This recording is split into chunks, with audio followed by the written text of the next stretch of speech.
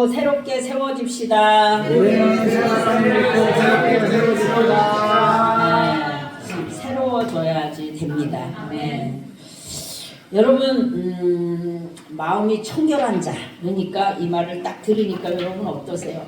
난 마음이 청결한 자야, 난 너무 좋아, 이러십니까?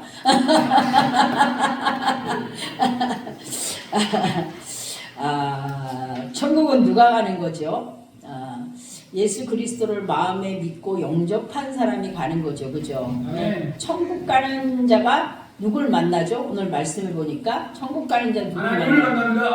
할렐루야. 하나님을 만나죠. 하나님을 만나요. 네. 그런데 오늘 말씀을 보니까 누가 하나님을 만난다는 거예요?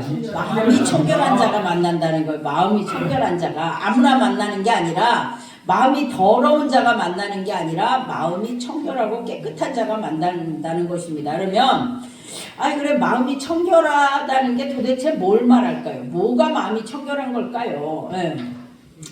우리가 청결하다고 하면 맑고 환하고 깨끗하고, 그죠? 맑은 물이라야 우리가 먹을 수 있는 것처럼, 그러고 또 이제 집안을 깨끗하게 청소하고, 또 공기도 요즘은 깨끗하게 정화를 하고, 또 더러운 옷도 빨아서 깨끗하게 하고, 또 하루 종일 밖에 서 있다가 우리 몸에 묻은 먼지를 떨고 샤워를 하고 목욕을 해서 깨끗하게 하고, 또 음식을 먹고 나면 음식을 먹을 때는 맛있는데 왜 그 쓰레기는 그렇게 지저분한지 몰라요, 그죠? 그래서 음식을 먹고 나면 치우고 설거지를 깨끗하게 하는 것 등등, 우리가 물리적으로 눈에 보이는 것들은 깨끗하게 할 수 있어요, 그죠? 청소를 하고 치우고 뭐 걸레질을 하고. 우리가 대부분의 사람들은 이제 거의가 매일 빨고 닦고 치우고 청결하게 사는 것이 있어요. 근데 여러분, 마음이 청결해진다. 마음이 청결해지면 어떻게 해요? 마음도 꺼내서 닦을까요? 좀 마음을 꺼내서 그러면 좋겠죠, 그죠? 마음을 꺼내서 이렇게 쓱쓱 닦으면 얼마나 좋겠습니까? 예. 근데 마음이 그렇지 않다는 거죠. 근데 마음을 그럼 뭐로 닦을 수 있을까요? 지난번에 계속 이제 팔복을 말씀드리는 것처럼 오늘도 팔복의 말씀으로는 우리가 마음이 청결한 자는 복이 있나니 그랬잖아요. 그럼 뭐예요? 마카리오스, 복 있는 자요. 너는 복 있는 자요. 어떤 자? 마음이 청결한 자니 너는 복 있는 자다. 이미 복이 있는 자다. 아멘. 네, 이랬단 말이에요. 그러면 너는 하나님을 만나고 있는 자로다. 복이 있는 자고, 너는 하나님을 보고 있는 자고, 너는 하나님을 만나고 있는 자다. 여러분 하나님 만나고 계십니까? 네. 여러분 다 하나님 만나고 계시죠? 네. 계신 분도 있고 아직 못 만나고 계신 분도 있을 것입니다. 아마도. 다 아시겠지만 우리가 마음이 청결한 자가 되어서 늘 하나님을 만나는 자가 되기를 여러분한테 간절히 바라고 축복합니다. 그러면서 우리가 어떻게 마음이 청결한 자가 될 수 있는지 좀 알아보고 우리가 그 뜻대로, 하나님의 뜻대로 살아가는 우리가 되었으면 좋겠습니다. 원어적으로 보니까 마음이 청결하다 하는 것은 우리가 아는 것처럼 섞이지 않는 순수함을 말합니다. 원어의 청결하다는 뜻은 약간 세 가지의 뜻을 포함하고 있는데 헬라어로 카다로스라고 합니다. 카다로스, 헬라어로 카다로스. 이거는 세 가지 정도의 뜻이 있다 그랬잖아요. 첫 번째는 섞이지 않은 순수함입니다. 섞이지 않은 순수함. 금속에서 불순물을 제거하거나, 여러분 그 금도 지금 이렇게 우리가 금 반지나 금으로 보는 것처럼 덩어리가 되어 있지 않다는 거 아시죠? 제가 지금 생각하면 가장 억울한 게 있는데요. 제가 초등학교 때 우리 집 옆에 그 농협 그 하나로마트, 지금으로 말하면 하나로마트 걸 지었거든요. 짓는데 제가 아침에 이제 바로 집 옆이니까 아침에 저는 일찍 일어나면 나가서 이렇게 이제 동네를 이렇게 그냥 애가 애늙은인지 돌아다니는 걸 좋아했던 것 같아요. 그래갖고 가보면 그 돌 속에 노란 알갱이가 반짝반짝하게 박힌 게 있어요. 그게 햇빛에 비치니까 더 빛나더라고요. 내가 볼 땐 이게 반드시 금이야. 그 생각에도, 내가 어릴 때 생각해도. 근데 그 금을, 그 당시에는 우리가 이 미디어도 발달하지 않았기 때문에 금을 어떻게 캐는지 재련을 하는 이런 걸 전 배우지를 못했잖아요. 그런 줄 알았으면 그 금을 집어다 좀 집에다 갖다 놓을 걸. 왜냐? 그럴 수밖에 없는 게 거기에서 우리 집에서 한 30분 정도 우리 장로님이 그 옛날 직장 생활 하시는 데 가면 금광이었어요. 금광. 그 무국이라는 데가 그 일제시대에 금을 엄청 캐가지고 일본으로 가져가던 큰 금광이 있어서 그 밑에가 전부 비었다고 할 정도의 그런 금광이 있었어요. 그러니까 아마 그런 데서 이렇게 캐내고 남은 돌을 갖고 왔는지 돌마다 한 요만해 크지도 않아. 그런 돌에 금이 그렇게 빡빡빡빡빡 박혀 있는데 그걸 갖다 그냥 뿌려놨더라고요. 근데 지금 내가 이제 나이가 먹어서 보니까 아 그게 금이 맞구나 이런 생각이 들더라고요. 아이고.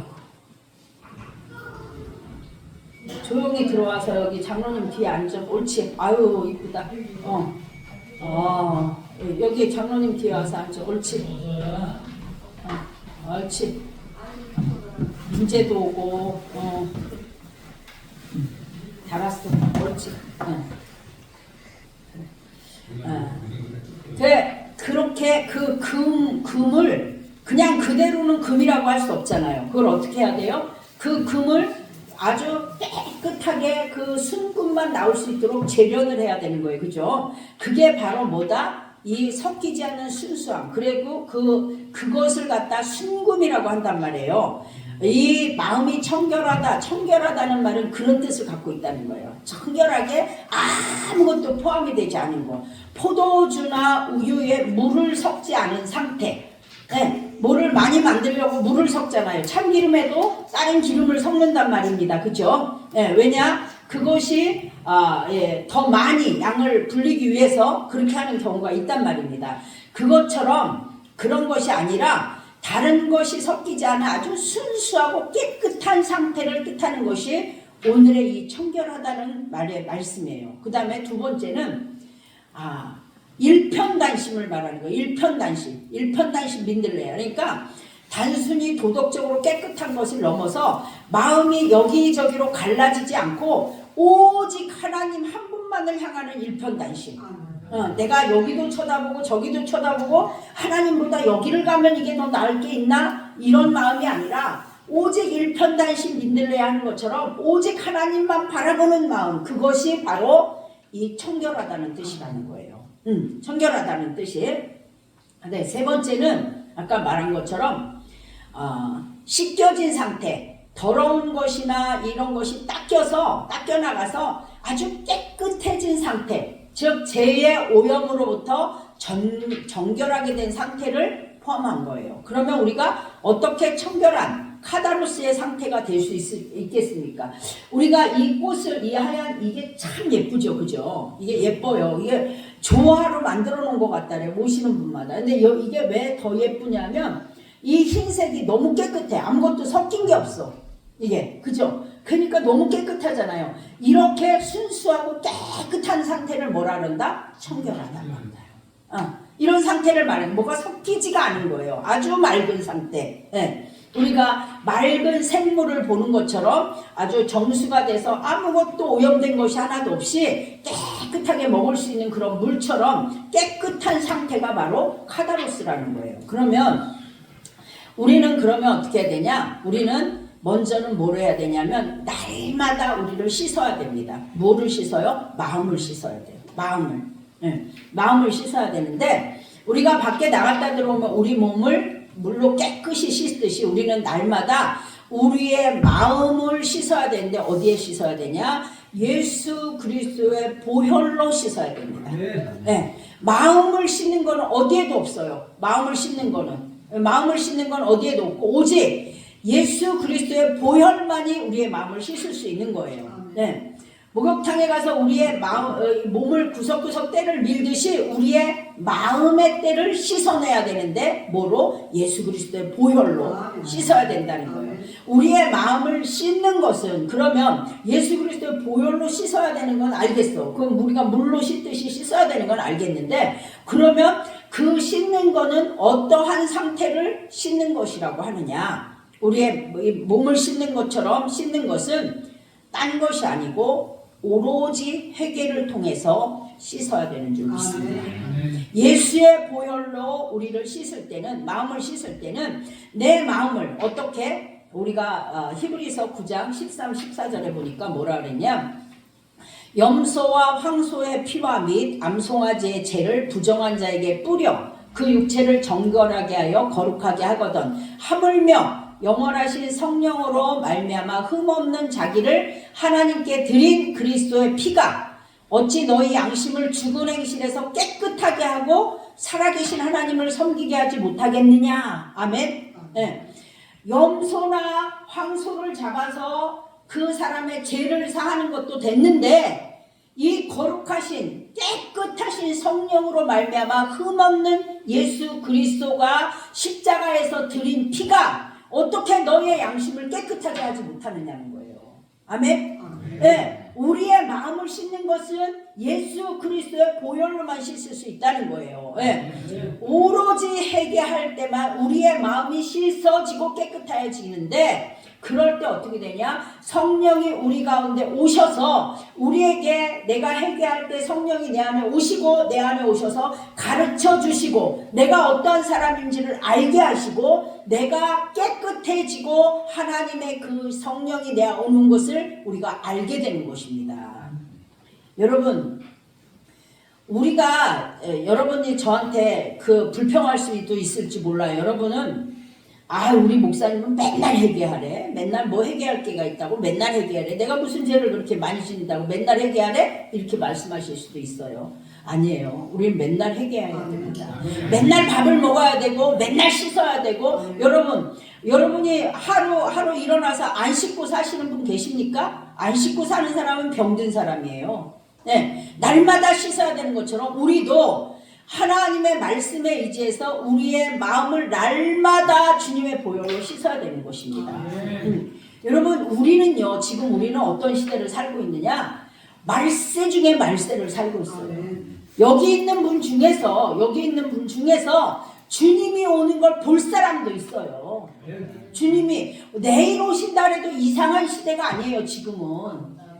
내일 오신다 해도 마태복음 24장 7절 8절에 보니까 뭐라 그러냐, 민족이 민족을 나라가 나라를 대적하여 일어나겠고 곳곳에 지진과 기근이 있으리니 이 모든 것이 재난의 시작이니라. 아멘. 말세에 되면 곳곳에 나라가 나라를 대적하여 일어나고 민족이 민족을 대적하여 일어나고 곳곳에 기근과 지진이 있고 이 모든 것이 재난의 시작. 그럼 지금은 어떤 시대예요? 재난의 시작이에요. 시작이 된 시대예요. 여러분, 세상에 헛된 것에 마음을 뺏기고 뭘 입을까 뭘 먹을까 할 때가 아니에요. 지금은. 여러분, 우리가 나 교회 다니니까 나 교회 와서 예배 드린다, 우리가 뭐 10,000명이 모이는 메가처치다, 큰 교회다, 이게 중요한 게 아니에요. 여러분, 한 영혼이 우리가 정말 하나님의 뜻이 지금 이 시대에 나한테 주시는 하나님의 뜻이 무엇인가를 깨닫고 우리가 우리의 영혼을 위하여 정말 준비할 때예요. 내일, 지금 오늘 저녁에 주님이 오셔도 이상하지 않은 시대를 우리가 살고 있어요. 네. 여러분, 지금 세계가 돌아가는 것을 보십시오. 제가 다니엘서 12장 4절에 보니까 다니엘아, 마지막 때까지 이 말을 간수하고 이 글을 봉함하라. 많은 사람이 빨리 왕래하며 지식이 더하리라. 아멘. 네, 다니엘이 예수님이 오시기 전에 몇백 년 전에 600년 전에 사람인데도 불구하고 그 사람이 말한 것이 뭐예요? 우리가 얼마나 빨리 왕래하는 시대를 살아요. 그죠? 여러분, 수천 킬로미터 중동에서 전쟁이 났는데 우리 안방에서 안 와서 봐요. 네? 그죠? 이런 시대를 살아요. 여러분, 가갖고 싸우는 거 아니에요. 군인들도 물론 들어가지만 가갖고 싸우는 게 아니라 지하실에서 단추 하나 딱 누르면 날아가는 시대를 살아요. 지금 이런 시대를 살고 있단 말입니다. 우리나라요, 너무 잘 살잖아요. 우리나라가 잘 살고 하는 만큼의 우리나라 어마어마하게 발전된 나라잖아요. 어마어마하게. 예. 그게 무조건 좋은 게 아니에요. 여러분, 얼마나 각박하고 이런 시대를 사는 거예요. 여러분, 제가 어떤 시대가 됐냐, AI를 상용화하는 시대가 됐잖아요. 여러분, 핸드폰에 AI 다 나오죠. 검색하면 다 나오죠. 별게 다 나와요. 책을요, 저 책 그 많은 책 속에 들어있는 거 AI로 검색해서 어떻게 해서 뭐 이건 뭔 뜻이고 이건 뭔지 이렇게 해서 검색해줘. 1초 만에 쫙 나와요. 네, 그런 시대에 살아요. 그런데 요새요, 그 AI를 상용화하는 그 미국에 있는 그 큰 구글이나 빅테크 기업들 있잖아요. 거기에 엔비디아라는 젠슨왕이라는 사람 맨날 TV에 나오잖아요. 그 사람 아세요? 그 사람이 엔비디아의 그 칩에는 삼성전자가 뭐 요새 뭐 하도 우리는 원 단위를 쓰는데 그 사람들은 조 단위를 쓰니까 내가 감이 없어. 그 삼성전자에서 뭐 몇십 조짜리의 그것을 계약을 했잖아요. 그래서 앞으로 2026년, 2027년, 2028년 언제까지 그게 돼 있어서 이거를 수요를 따라가지 못한다는 거예요. 지금 수요를 못 따라간대요. 왜냐하면 AI가 그 칩이 어마어마한 거를 많이 그 용량을 많이 먹어야 되기 때문에 삼성전자에서 요번에 개발한 차세대 HBM4 2에 들어갈 예정인데 그 칩 하나에 1TB가 들어간다고 해요. 1TB. 아는 사람은 알 거예요. 우리가 쉽게 말하면 요만한 손톱만한 거에 우리가 사용하는 핸드폰 메모리 용량이 보통 128기가를 쓰고요. 조금 더 쓰면 252기가를 쓰거든요. 그 다음에 저는 전에 쓰던 게 몇 기가를 썼냐? 512기가를 썼어요. 512기가를 썼어요. 이건요, 그 손톱만한 칩의 그 용량보다 그 우리가 핸드폰에 전화번호 몇 개 저장해요? 사진 몇 개 저장합니까? 어마어마하게 저장을 하잖아요. 이 40분짜리 제가 이거 핸드폰에다가 저장하면 몇 기가 들어가는지 아세요? 4기가에서 8기가 들어가요. 네. 그런 것들이 어마어마하게 손톱만한데 저장을 해서 그것을 우리나라에서 삼성전자와 하이닉스에서 메모리 칩은 우리나라가 최고예요. 최고 많이 하고 우리나라 수출에 뭐 거의 다 대부분을 이 삼성전자와 하이닉스가 저거를 하고 있어요. 대부분을 차지하고 있어요. 또 우리나라 주식시장의 몇 프로? 40%를 두 회사가 지탱을 하고 있다고 합니다. 그만큼 시가총액이 높은 그런 걸 가지고 있어요. 그게 뭔지 아세요? 그게 세상을 가장 빨리 돌리는 거예요. 그 AI 칩 센터를 지려면 전기 공급이 어마어마하게 들어간다고 합니다. 우리는 앉아서 그냥 내가 이거 하는 것만 알지 이 어떤 세상이 돌아가는 세상을 알면 따라가지도 못해요. 우리는 따라가지도 못합니다. 지금 이 아이들이 사는 세상은 앞으로는 그런 것들이 하는 세상을 살아요. 이제 앞으로는 얘들이요. 우리 설아도 보면요. 핸드폰 갖고 그림 너무너무 잘 그려요. 그림만 그리는 게 아니라 영상도 만들고 편집도 하고 여러분들도 다 해야 돼요. 저도 해요. 저도 웬만한 거는 그냥 잘은 못하지만 앱을 깔으면 웬만한 건 다 되게 돼 있어요. 예. 그런 시대를 사는 게 이 시대가요. 이 세기가 역사상 가장 빠른 시대예요. 여러분 로봇이 사람을 채우는 거 우리 식당만 가도 보잖아요. 식당에 가서 사람한테 주문합니까? 앉은 자리에서 키오스크에다 주문하잖아요. 배달 뭐로 와요? 로봇이 오잖아요. 공장에 뭐가 이래요? 로봇이 이래요. 지금 시대가 우리 대한민국이 이런 시대를 살고 있는 시대를 산다니까요. 얼마나 빠르게 하나님이 이걸 왜 얘기를 하느냐? 어떤 그 목사님이 그 얘기를 하시더라고요. 이렇게 빠른 시대에 우리가 어떻게 되는지도 모르고 우리가 죽어가는 시대예요. 우리가 하나님의 말씀으로 내가 하나님의 말씀에 바로 서 있지 않으면 내가 어디를 끌려가서 죽는지 모르고 죽어가는 시대이기 때문에 말을 하는 거예요. 우리에게 시간이 많지 않아요. 어떤 목사님이 93세 되신 어떤 할머니에게 물어봤답니다. 아유, 그 오랜 세월을 어떻게 사셨어요? 그랬더니 그분이 하시는 말씀이 눈 깜짝할 새 같다고 하더랍니다. 저와 여러분도 마찬가지 아니에요? 여러분 70이 되고 60이 되고 몇이 됐어도 지금 이만큼 나이가 먹은 게 믿어지지 않고 눈 깜짝할 새 같잖아요. 네. 그런 시대예요. 우리가 지금 내가 100년 사는 것 같고 120년 사는 것 같아도 그런 시대를 우리가 지금 살고 있다니까요. 그런데 우리 인생이 그런 시대에 잠깐 가요. 허송세월할 시간이 많지 않다는 거예요. 우리 어린이들도 우리 여기 학생들도 너희가 지금 어린 것 같지만 너희 얼마나 빠르게 이 세월을 사느냔 말이야. 너무너무 바뀌는 게 많단 말이에요. 네.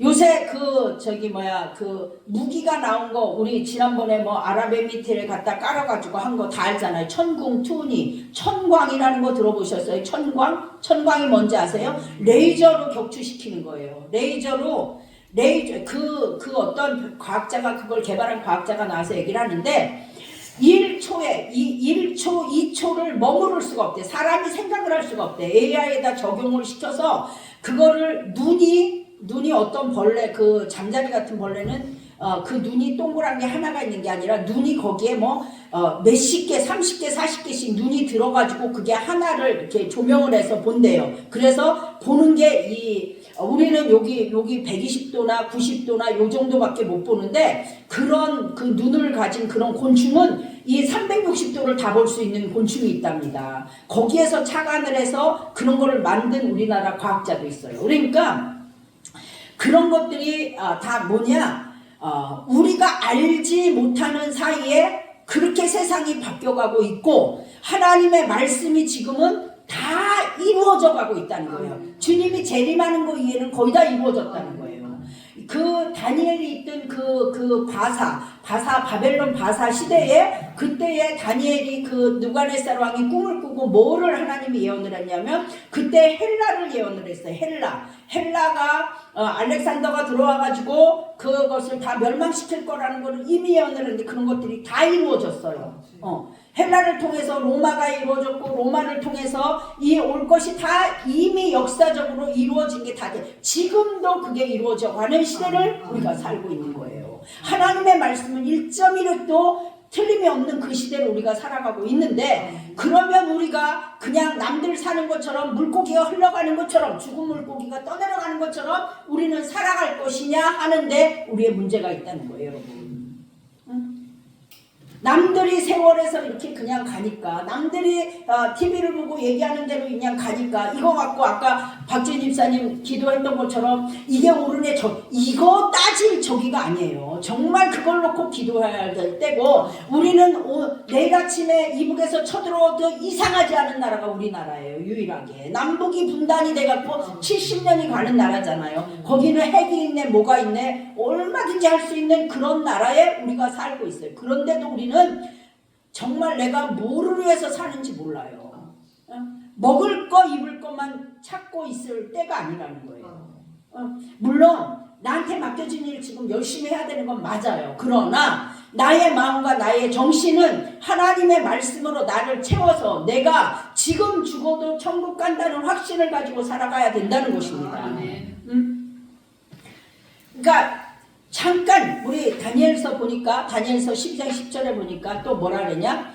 많은 사람이 연단을 받아 스스로 정결하게 하며 희게 할 것이나 악한 사람은 악을 행하리니 악한 자는 아무것도 깨닫지 못하되 오직 지혜 있는 자는 깨달으리라. 아멘. 네. 악한 자는 이런 세월이 와도 자기가 어떤 짓을 하는지를 깨닫지 못한다는 거예요. 여러분 깨닫지 못하는 거 이게 굉장히 큰 문제입니다. 깨달아야 돼요. 우리가 이 세계 역사에서 하나님의 말씀을 우리가 깨닫고 내가 그냥 죽음을 향해서 달려가는 사람이 아니라 하나님의 말씀을 듣고 하나님의 말씀대로 돌이켜야 되는 사람이에요. 내 마음을 하나님의 주님의 보혈로 씻어서 돌이켜야 되는 거예요. 그러면 우리가 돌이키려면 어떻게 해야 되는 거예요? 아까 말한 것처럼 회개를 함으로 예수의 보혈로 우리를 씻어야 되는 거예요. 네. 그러면 성경적으로 회개는 어떤 것인가 좀 보겠습니다. 회개는 단순히 미안합니다, 죄송합니다 이런 감정적인 사과가 아니에요. 방향을 완전히 바꾸는 전인격적인 사건이에요. 네. 회개의 첫 단계는 뭔지 아세요? 자각입니다. 자기 인식을 해야 돼요. 죄를 죄로 인정을 해야 돼요. 네. 성령의 조명 아래서 내 행동이 잘못되었음을 깨닫는 게 가장 첫 번째예요. 여러분 핑계를 대거나 상황을 탓하지 않고 내가 범죄했습니다, 내가 잘못했습니다 하고 정직하게 인정하는 것에서 시작을 합니다. 어떤 많은 사람들은 죄를 지어놓고도 그게 죄인 줄 인식을 못해요. 잘못해놓고도 그게 잘못했다고 깨닫지를 못해요. 지금 특히나 애들은 어린아이들은 더 그런 쪽에 그 감각이 없는 아이들이 너무나 많아요. 잘못했는데 내가 왜 잘못했는지를 생각하지 않는다니까요. 이게 분명히 이게 경우에 어긋나는데도 불구하고 너무나 당당하게 아전인수격으로 이렇게 생각하는 사람들이 너무나 많아요. 아전인수가 뭐예요? 아전인수는 상대방은 생각하지 않고 자기에게만 이롭게 핑계를 대거나 합리화를 시켜서 말하는 거잖아요. 자신을 객관적으로 볼 수 없고요. 타인의 충고를 들으려고 하지 않습니다. 그냥 어떠한 내가 어떤 죄를 짓고 있는지조차 모르고 감각도 없고 그냥 맨날 짐승처럼 먹고 자고 싸고 이러고 사는 사람들이 이 감각이 없이 자기 죄를 인정하지 못하고 깨닫지 못하는 사람들이에요. 내가 남의 것을 뺏었으면 잘못한 걸 알아야 되잖아요. 몰라요. 그러니까 우리는 그것을 어떻게 아냐. 물론 우리의 양심을 하나님이 주셔서 양심으로 대개가 알죠. 그러나 양심보다 더 세밀하게 매일매일 하나님의 말씀을 거울로 삼아 살아야 알아요. 매일매일. 왜냐하면 세상에서 통용되는 가치 기준하고 하나님 안에서 통용되는 가치 기준이 다르단 말입니다. 세상에는 어떤 것들이 죄가 아니라고 할 수도 있어요. 그거 관행이야. 뇌물좀 받을 수 있지. 사람들이 서로 이렇게 하면은 좋은 게 좋은 거니까 할 수도 있잖아. 이거는 관행으로 세상에서는 통용이 될 수 있지만 하나님이 보실 때는 아니라는 건 아닌 거를 알아야 되는 거예요.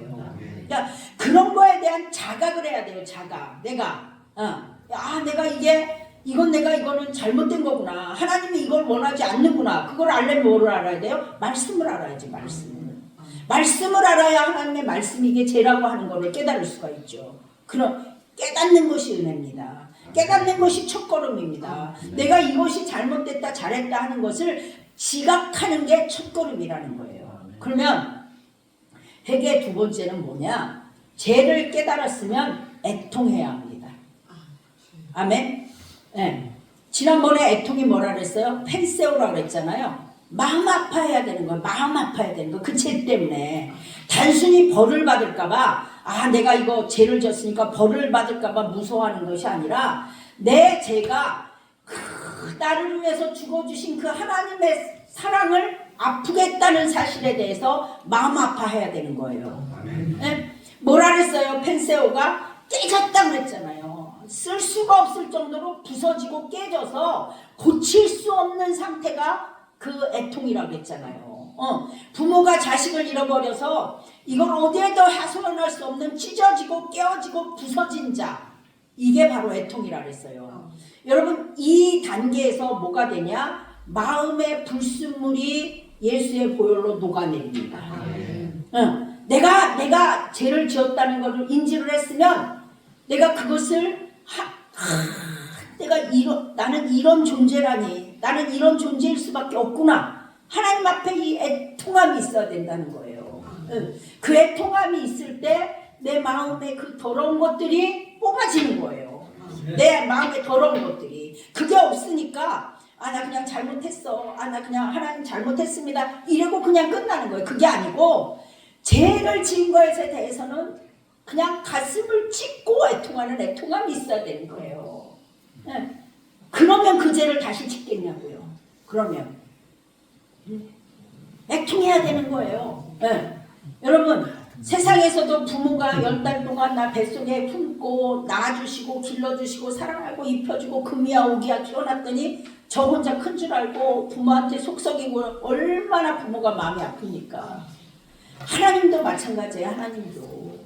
여러분, 예수 그리스도를 이 땅에 주셔갖고 그 보혈로 우리를 살려주셨는데 맨날 죄만 짓고 다니고 그게 죄인지 아닌지 감각도 없고 이러고 사는 우리를 보실 때 여러분, 교회 와서 있는 게 중요한 게 아니에요. 교회 오는 거 중요하죠. 물론 큰 교회 가서 막 사람들하고 사귀고 가지고 뭐 하고 이게 중요한 게 아니에요. 지금 이 시대에는 내가 정말 그 하나님의 각각이 내가 하나님의 말씀에 얼마나 내가 반응하고 사느냐 말이에요. 내가 얼마나 애통하고 사느냐 말이에요. 내가 어떠한 마음으로 사느냐 하는 거예요. 저도 이 말씀을 준비하면서 잠을 잘 수가 없고 막 어떻게 할 수가 없더라고요. 저도 마찬가지거든요. 저도.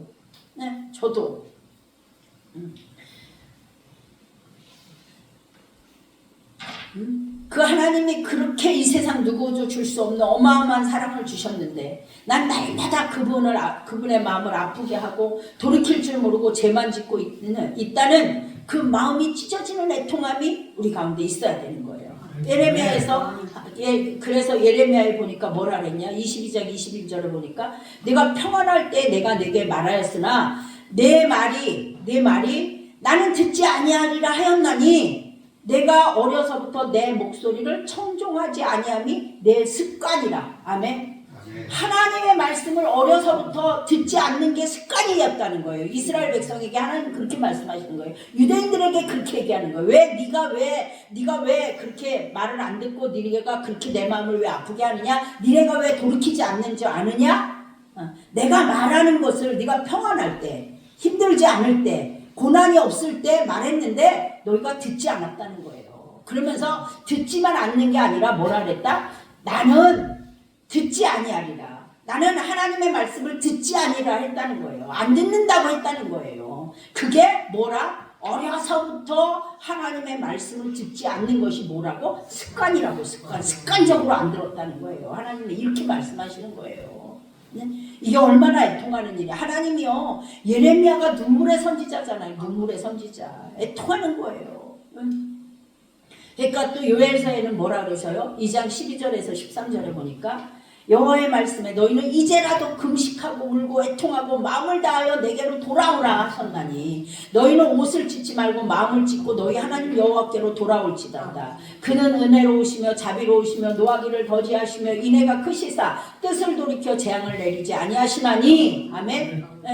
하나님 앞으로 옷 찢지 말라는 거예요. 여러분 옷 찢는 게 무슨 소리인지 아세요? 이스라엘 사람들은 자기가 회개하고 잘못할 때는 옷을 찢었어요.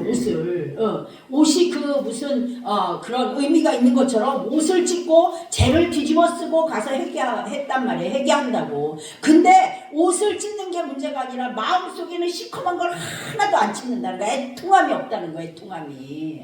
겉으로 볼 때는 저 사람 회개하네. 저 옷을 찢고 죄를 뒤집어 쓰고 회개하네. 겉으로 볼 때는 그렇게 하는데 실제로 그 마음속은 찢지 않으니까 주님이 뭐라고 하시는 거예요? 너 옷 찢지 마. 옷 찢지 말고 네 마음을 찢고 애통하고 교회 하나님 앞으로 돌아와. 주님이 그렇게 말씀하시는 거예요. 이 예레미야 시대에 이미 그 말을 했단 말이에요. 예레미야 시대에. 그 뒤로도 호세아, 아모스 다 거기를 보면 여러분 성경을 보면 그런 거예요. 내가 너희를 부지런히 보냈으나 내가 너희에게 선지자를 부지런히 보냈으나 너희가 듣지 아니했다는 거, 듣지 않았다는 거, 하나님의 말씀을 듣지 않았다는 거예요. 그러니까 내가 뭐로? 칼과 기근과 전염병으로 너희를 치리라 이러잖아요. 하나님이. 여러분 우리는 애통하고 내 마음을 찢고 옷을 찢지 말고 마음을 찢어서 하나님의 말씀이 깨달아지고 들려지고 내 마음에 애통하는 그런 심령이 되실 수 있기를 축복합니다. 애통했으면 그 다음에는 뭐를 해야 되냐? 고백을 해야 돼요. 고백. 입술로 시인을 해야 돼요. 구체적으로 자신의 죄를 하나님 앞에 입으로 고백하는 거예요. 내 마음에 하나님 내가 이런 죄를 지었습니다. 나는 정말 어떻게 할지 모르겠습니다. 그러면 그 요한일서 1장 9절 말씀처럼 우리 죄를 자백하면 그는 미쁘시고 의로우사 우리 죄를 사하시고 모든 무리에서 우리를 깨끗하게 하실 것이요. 아멘. 그때 하나님의 뭐가? 정결, 카다로스가 되는 거예요. 내가 고백을 할 때 애들이 뭘 잘못했어요? 그걸 잡아다 놓고 너 왜 그랬냐 하고 얘기하면 제가 이러고 해서 제가 잘못했습니다 하면 부모가 어떻게 용서하잖아요. 그죠? 그거를 가짜로 그냥 잠시 그냥 저거 하려고 하는 게 아니라 전심으로 잘못했다고 생각을 하는 그 자식이 얼마나 예쁘냔 말이에요. 그것처럼 하나님도 우리가 그 모든 죄를 하나님 그냥 하나님 이게요 이미 애통이 가면 이 고백이 이미 같이 나오는 거예요. 이 고백이 이미 애통한 마음이 되었으면 안 할 수 있어요. 하나님 저를 용서해달라고, 저를 불쌍히 해달라고 하죠. 우리가요 삶 속에 일어나는 매 순간을 돌아봐야 될 줄 믿습니다. 말 한마디도 함부로 하면 안 되는 거예요. 우리는 애들이라고 함부로 말하고, 모르는 사람이라고 함부로 말하고, 자기가 함부로 해도 되는 사람이라고 함부로 말하면 안 되는 거예요. 내가 매 순간 우리가 돌아보고, 내가 어떤 때는 이런 거 있잖아요. 내가 뭔 말을 막 화가 나서 이런 말을 막 하려고 하는 순간에 멈춰질 때가 있어요. 있죠. 예. 근데 왜요? 성령이 가르쳐 주시는 거예요. 이 말이 입으로 나오는 거하고 안 나오는 거하고 다르단 말입니다. 내 말에는 잡아 뜯어 먹을 것처럼 말을 하고 싶지만 여기에서 하다가 멈춰지는 거란 말입니다. 예. 성령이 이미 나를 운행하시고 나와 동행하시기 때문에 나를 멈추는 거예요. 그게. 예. 우리가 그래서 이것을 어떻게 고백을 해야 돼요? 하루를 돌아보고 잠자리에 들기 전에 하나님의 말씀을, 성경을 한 장이라도 읽으면서 그 말씀을 나의 하루에 만났던 사람들, 또 생각났던 순간들을 돌아보고 비추어보고 고백하는 시간이 필요합니다. 네, 고백하는 시간이 필요합니다. 네.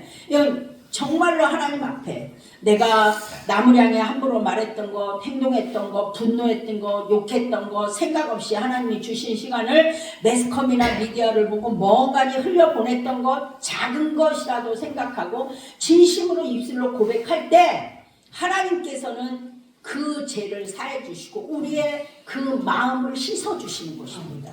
성령께서 우리의 마음을 만져주시는 겁니다. 그런 애통하는 어떠한 우리의 고백이 없고 우리가 그런 걸 자각하지 않는 사람은 그냥 그대로 내가 그냥 마냥 죄를 짓고 살아도 전혀 죄책감이 없이 뻔뻔하게 살아가는 거예요. 그냥 뻔뻔하게 살아가는 거예요. 왜? 그 다윗도 뭐라 그랬어요? 시편 51편 10절에 알잖아요. 우리가 하나님이여 내 속에 정한 마음을 창조하시고 내 안에 정직한 영을 새롭게 하소서. 하루 중에 가장 마음이 소란스러워지는 시간이 있을 거 아니에요. 우리에게. 그때 그 시간을 영적으로 우리를 세안해 보시기 바랍니다.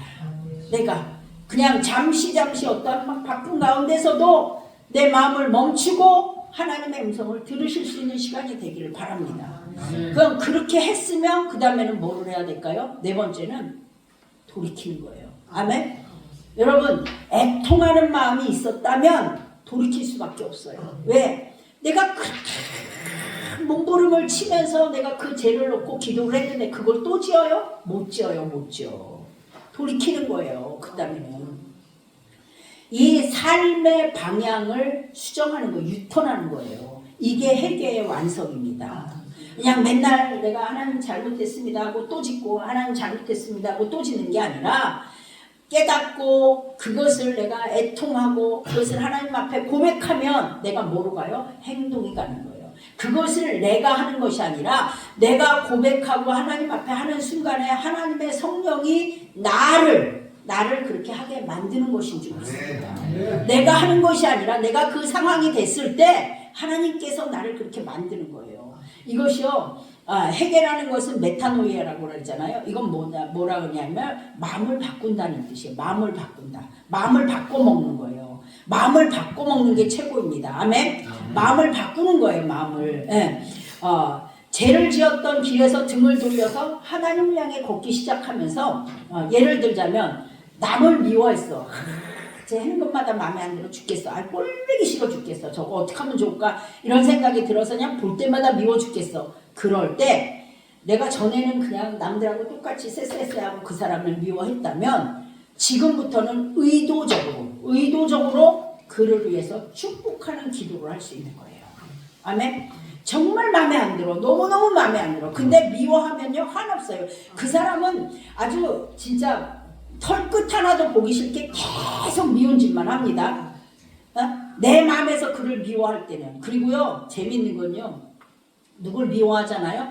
저 옛날에 예수 믿기 전에 누굴 미워해서 딱 잘라내요. 저 옛날에 막 그런 짓도 했어요. 그러면 또 생겨.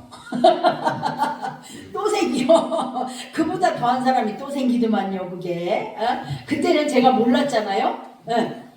그것은 그렇게 하는 게 아니라 내가 그것을 남을 미워했다. 하나님이 미워하는 것은 살인하는 것과 같다 그랬잖아요. 그러면 내가 그것이 마음에 걸렸으면 그것을 놓고 뭐 해야 된다? 내가 그 사람을 위해서 기도해야 돼요. 그러면 하나님이 그 사람을 바꾸게 되는 줄 믿습니다.